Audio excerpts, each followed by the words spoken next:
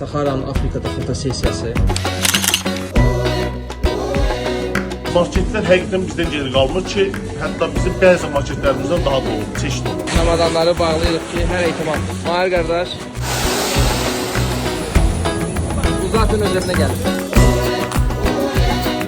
Motivator Azərbaycan. Ha? Bir dənə bizdə deyil də, Bakıda. Görürsünüz, burada da konduktorlar var.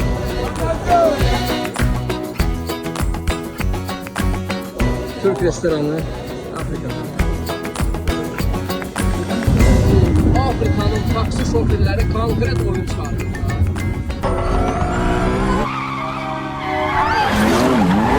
Yedi saat günün yarısında aeroporta gedirik. Bagajların dalıca. Afrika'daki 3-cü günümüzdür. Təsəvvür edin ki, Mahir Afrika dilini öyrənir. Bunun üstündə həqiqətən Afrika olduğu bilinir də. Saharada, Afrikada öz kollegaların yanına gəlib. Üniversite inşaatçıda bərbərdir.